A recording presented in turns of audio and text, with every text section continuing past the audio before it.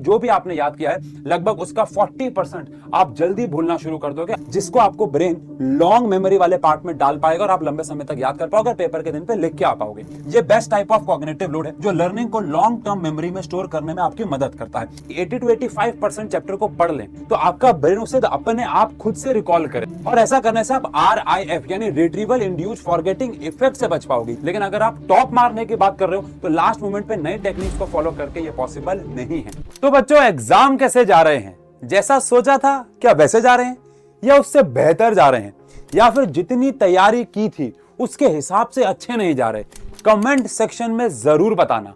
तो आज की इस वीडियो में हम लोग बात करने वाले हैं ऐसी 5 चीजों के बारे में जो एग्जाम में आप कर रहे हो, एग्जाम के दौरान आप कर रहे हो और आपको वो मार्क्स लाने से रोक रही हैं। और क्या पता जाने अनजाने में आप उन 5 में से कोई एक गलती कर रहे हो। तो इस वीडियो को बिल्कुल भी मिस मत करना अगर कहीं ना कहीं आप मेहनत के अकॉर्डिंग नंबर नहीं लेके आ पा रहे, क्योंकि 5 गलतियां जो आप कर रहे हो और आपको वो अवॉइड करनी होगी आज से, जिसमें से पहली है ऑल नाइटर।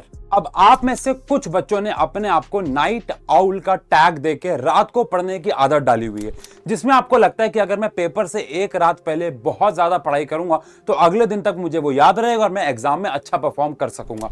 और यही बात को खारिज करते हुए हम लोगों ने इस साल से सुबह, एग्जाम से सुबह पढ़ाना बंद कर दिया है। जहां पे मैंने साइंस तो पढ़ाई क्योंकि मैं प्रॉमिस कर चुका था 10th क्लास के बच्चों को, लेकिन फिर हमें खुद रियलाइज हुआ क्योंकि मैंने कुछ पेपर्स पढ़े जिनके बारे में बात करूंगा अभी, कि एग्जाम के दिन में यानी कि सुबह आपको बिल्कुल रिलैक्स लेना चाहिए, रात को उससे एक रात पहले लंबे समय तक नहीं पढ़ना चाहिए। अगर ऑक्सफोर्ड यूनिवर्सिटी के न्यूरो साइंस के प्रोफेसर रसल फॉस्टर की बात माने तो रात तक पढ़ना बिल्कुल भी इंपॉर्टेंट नहीं है, लेट नाइट तक। और ये एक्चुअली में कोई ओपिनियन नहीं है, इसके पीछे साइंटिफिक रीजन भी है। समझने के लिए ब्रेन को एक फैक्ट्री मानो जहां पे 2 शिफ्ट लगती हैं। पहली शिफ्ट में जो वर्कर्स होते हैं वो आपकी इंफॉर्मेशन को नोट डाउन कर लेते हैं और अपने डेली लाइफ के जो सिग्नल्स पूरी बॉडी को भेजने होते हैं उनको भेजते हैं, पूरी बॉडी के फंक्शंस को कंट्रोल करते हैं। अब सेकंड शिफ्ट में वर्कर को चीजें ऑर्गेनाइज करनी होती हैं, लेकिन एग्जाम टाइम में आप पहले वाले वर्कर्स को एक्स्ट्रा शिफ्ट करवाते हो रात को, जिसकी वजह से जो सेकंड शिफ्ट वाले लोग होते हैं वो आराम कर रहे होते हैं और आपके दिमाग में इंफॉर्मेशन अच्छे से ऑर्गेनाइज नहीं हो पाती है, जो कि सेकंड शिफ्ट के लोगों का काम था क्योंकि आपने उनको टाइम ही नहीं दिया, जिसका नतीजा आपको शुरुआत में तो देखने को नहीं मिलता, लेकिन अगर आप लॉन्गर टर्म पे देखें तो इसका नतीजा आपको देखने को मिलता है। आपका ब्रेन लगभग 40% तक आपके रिटेंशन को, मेमोरी रिटेंशन को लूज करना शुरू करता था, यानी जो भी आपने याद किया है लगभग उसका 40% आप जल्दी भूलना शुरू कर दोगे अगर सेकंड शिफ्ट वालों को आपने ऑर्गेनाइज करने का टाइम नहीं दिया तो। और इससे क्या होगा, एग्जाम में जाओगे, जो भी आपने याद किया उसका पेपर पे लिख ही नहीं पाओगे, तो रात को जागने का फायदा क्या हुआ? तो इसलिए अवॉइड करो मैक्स टू मैक्स 1 या 2 बजे तक, वो भी तब जब वर्स्ट केस सिनेरियो कि आपका कुछ हालात बुरे हो या कोई चैप्टर रह गया हो, नहीं तो इसको जितना हो सके अवॉइड करो, क्योंकि हमने भी इस साल से इसको अवॉइड करना शुरू कर दिया है। अब आते हैं दूसरी चीज पे जो है कॉग्निटिव लोड। बिल्कुल ऑल नाइटर की तरह हर एक बच्चा चाहता है या करता है, या कई बच्चे ऐसा करते हैं कि वो पूरा दिन बिना ज्यादा ब्रेक के पढ़ाई करते रहते हैं, और ये जायज भी है बिकॉज आपके मेहनत के दिन चल रहे हैं और कहीं ना कहीं आपको लगता है कि यार आपका पूरा साल इस पर डिपेंडेंट है, तो आप बिना ब्रेक के सारी चीजें याद करना, रट्टा मारना शुरू कर देते हो। बट सच्चाई पे दिल पे हाथ रख के बताना कि क्या आप जब पूरा दिन बैठ के किताब के सामने पढ़ रहे होते हो तो क्या सब चीजें आपका दिमाग प्रोसेस कर पा रहा है? आंसर है नहीं। हमारा दिमाग एक CPU की तरह है, अगर आप उस पर ज्यादा लोड डालोगे तो वो क्रैश हो जाएगा और आप जो भी इंफॉर्मेशन उसको दोगे वो रिसीव करना बंद कर देगा। अब जो कॉग्निटिव लोड है उसके भी 3 टाइप होते हैं। पहला आता है इंट्रिंसिक लोड, जो कि एक्चुअल सब्जेक्ट के डिफिकल्टी लेवल है, यानी कि जहां पे आप सब्जेक्ट में फंसते हो, मुश्किल कंसेप्ट्स होते हैं, वो कॉग्निटिव लोड का पार्ट है इंट्रिंसिक लोड, जो आपको बहुत ज्यादा एफर्ट मांगता है। मुश्किल कंसेप्ट हो गए, मुश्किल टॉपिक हो गया, मुश्किल सब्जेक्ट हो गया। लेकिन वहीं पे आता है एक्सट्रेनियस लोड। एक्सट्रेनियस लोड एक एक्स्ट्रा लोड है जो कि अननेसेसरी है, जैसे कि बैकग्राउंड म्यूजिक हो गया, कोई भी प्रकार की आपकी डिस्ट्रैक्शन हो गई, या फिर कोई बेकार के डायग्राम्स हो गए, या फिर ओवर कॉम्प्लिकेटेड एक्सप्लेनेशन, यानी ऐसी एक्सप्लेनेशन जिसकी आपको जरूरत भी नहीं थी। यह सब है आपकी बॉडी का एक प्रकार से एक्स्ट्रा लोड। फिर आता है हमारे पास germane load. Germane load actually में एक अच्छे प्रकार का लोड मैं कहूंगा। ये best type of cognitive load है जो लर्निंग को लॉन्ग टर्म मेमोरी में स्टोर करने में आपकी मदद करता है, जिसमें डायग्राम आते हैं, फ्लो चार्ट आते हैं और डेली लाइफ के एग्जांपल्स आते हैं। अब पेपरों के दिनों में या एक दिन पहले इंट्रिंसिक लोड और जर्मन लोड तो भैया सेंस बनाते हैं, लेकिन एक्सट्रेनियस लोड की कोई जगह नहीं है जिसको आपको अपने कॉग्निटिव लोड से हटाना होगा ताकि आपका ब्रेन, आपका सीपीयू क्रैश ना हो जाए। अब इसके लिए करना क्या होगा, तो भैया सबसे पहला है ब्रेक्स लो। 45 से 50 मिनट के सेशन के बाद 5-10 मिनट का ब्रेक लो। इससे आप फ्रेश फील करोगे और मेमोरी आपके लॉन्गर टर्म पे चीजों को रिटेन कर पाएगी।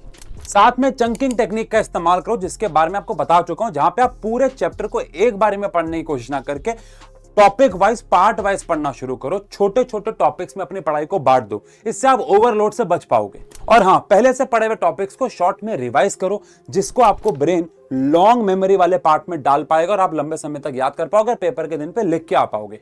अब आते हैं तीसरी चीज पे जो आपको अवॉइड करनी है, और वो है लास्ट मिनट डिस्कशन। अब ये वाले मिस्टेक सबसे ज्यादा कॉमन है। आप सभी ने अपने दोस्तों से जरूर ये पूछा होगा कि कितना पढ़ लिया या कितना छूट गया। अब यहां पे अगर आपके दोस्त ने आपको बोल दिया कि यार मैंने तो कुछ नहीं पढ़ा, और आपने अगर उससे ज्यादा पढ़ा होगा, तो आपका जो कॉन्फिडेंस है वो आसमान छू देगा, जो कि एक प्रकार से एक फेक कॉन्फिडेंस है। क्यों? क्योंकि अगर पेपर मुश्किल आ गया क्योंकि उसने नहीं पढ़ा और आपने भी ठीक ठाक पढ़ा होगा, लेट अस से, और अगर पेपर मुश्किल आ गया तो आपको वहां पे रियलिटी चेक मिलेगा और आपके पैरों तले जमीन निकल जाएगी, और फिर एज अ रिजल्ट आप वहां पे गलतियां ज्यादा करके आ पाओगे। और अगर आपके दोस्त ने बोल दिया कि मेरी तो तैयारी बहुत अच्छी है, तो आप कहीं ना कहीं उनसे अपने आप को नीचे फील करोगे। अगेन आपका कॉन्फिडेंस लूज होगा, और वो कॉन्फिडेंस एग्जाम एंजाइटी में कन्वर्ट होगा। आपके एग्जाम में कहीं ना कहीं आपकी परफॉर्मेंस लूज हो जाएगी।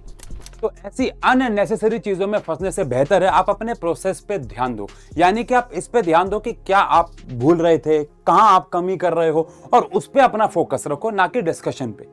और ऐसा करने से आप RIF यानी रिट्रीवल इंड्यूस्ड फॉरगेटिंग इफेक्ट से बच पाओगे। ये क्या होता है? ये टॉपिक या ये इफेक्ट कहता है कि अगर आप अपने लास्ट मोमेंट पे अपने दिमाग में कोई इंफॉर्मेशन डालते हो और वो आप पे हावी हो जाती है, तो वो तो एक तो आपको याद रहती है कि दोस्त ने ज्यादा पढ़ लिया, मैंने कम पढ़ लिया, साथ ही साथ आप पिछला वाला भूलने के भी चांसेस होते हैं और एग्जाम में ब्लैंक आउट हो सकते हो। और इससे एक और नुकसान देखने को मिलता है, जहां पे अगर डिस्कशन के दौरान कोई ऐसा टॉपिक निकल के आता है जो आपने पढ़ा ही नहीं लेकिन आपके सारे दोस्त पढ़ के आए हैं, तो वो फिर से आपको पैनिक मोड में लेके चला जाता है। तो प्लीज डिस्कशन को अवॉइड करें, अपना पेपर देने जाए, पेपर देख के वापस आ जाए, जब सारे पेपर हो जाए उसके बाद आराम से डिस्कस करते रहना। आओ अब चलते हैं चौथी चीज पे, जो कि अगेन लास्ट मिनट चीजों से कनेक्टेड है। तो चौथी चीज है अवॉइड न्यू टेक्निक्स, वो भी लास्ट मोमेंट पे। देखो, आप सब के साथ ऐसा होता है कि आप कहीं ना कहीं शॉर्टकट या क्विक फिक्स ढूंढने लगते हो, जिसके ऊपर मैंने लास्ट वीडियो में भी बात की थी।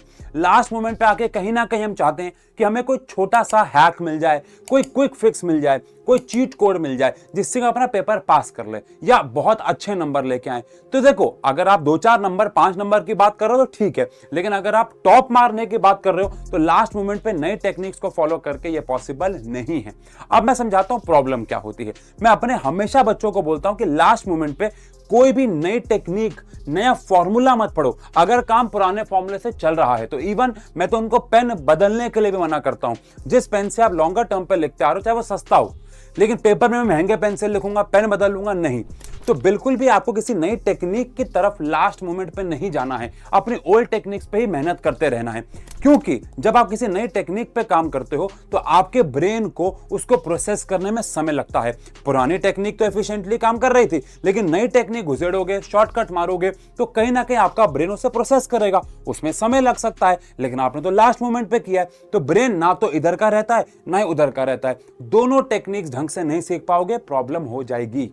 तो इन शॉर्ट अपने ट्रेडिशनल मेथड्स पे टिके रहो, लेकिन हाँ, उसमें भी ध्यान रखना कि कॉग्निटिव ओवरलोड से बचना है, बीच बीच में गैप लेना है। अब आते हैं आखिरी यानी कि 5वीं प्रॉब्लम पे, जो कि है ज़ेगार्निक इफेक्ट। अब ये क्या चीज है? तो जब भी हम लोग क्रैमिंग या रट्टे मार रहे होते हैं तो ज़ेगार्निक इफेक्ट बड़ा आपके काम आता है। वो क्या है? जब आप पूरे के पूरे चैप्टर को एक साथ पढ़ते हो तो आपको पहले बात तो समय लगता है और आपके पास रिवीजन का टाइम भी नहीं होता। लेकिन अगर हम लोग 80 से 85, 80 to 85% चैप्टर को पढ़ लें और 15 से लेके 20% चैप्टर को छोड़ दें, तो आपका ब्रेन उसे अपने आप खुद से रिकॉल करेगा। मैं आपको एक एग्जांपल समझाता हूं। मान लो आप वीडियो गेम खेल रहे हो और आपकी मम्मी ने कहा कि बेटा दूध उबालने रखा। अब आप दूध उबालने रख के आए, लेकिन वो टास्क पूरा तो नहीं हुआ, अभी तो वो उबल रहा है। तो गेम खेलते खेलते भी आपके मन में बीच बीच में थॉट आता रहेगा कि दूध उबालने देखने जाना है, गेम भी खेल रहे हो, दूध उबालने में देखते जाना। तो अगर आप एक चैप्टर को छोड़ दोगे तो कहीं ना कहीं आप बाकी दिन में जो बाकी टास्क कर रहे होगे पढ़ाई के अलावा, तब भी आपके दिमाग में 15 से लेके 20% टास्क बचा रहेगा और आप कहीं ना कहीं उसे मन में खुद से रिकॉल कर रहे होगे। मैं ये रिवीजन की बात कर रहा हूं। और अगर ना भी करो तो भैया नोट डाउन करके रखना, दिन के एंड में सोने से पहले उसे 100% पूरा जरूर करना है। ये बिल्कुल ऐसा भी है कि दोस्त ने आपको कोई गॉसिप बताई, लेकिन किसी कारणवश आधी बता के छोड़ दी, तो आपके मन में इच्छा जागती रहेगी उसे जानने की। आप बार बार अपने मन में उस बात को रिपीट करोगे और अगेन वो आपके लॉन्ग टर्म मेमोरी में स्टोर होने के चांसेस बढ़ जाएंगे। इसे कहते हैं ज़ेगार्निक इफेक्ट। अब मैं मानता हूं कि इस वीडियो के आते आते आपके कुछ के एग्जाम हो गए होंगे और आप में से बहुतों ने अभी तक अपनी गलती को रियलाइज कर लिया होगा। और अगर ये वीडियो आपके लिए हेल्पफुल हुई तो लाइक बटन जरूर दबाइएगा और ऐसी और वीडियोस के लिए चैनल को सब्सक्राइब जरूर कर लेना। और जो जो एग्जाम्स अभी आपके बचे हैं सभी के लिए best of luck. I hope आप इन 5 गलतियों का अपने एग्जाम में एक दिन पहले ध्यान रखेंगे। Good luck.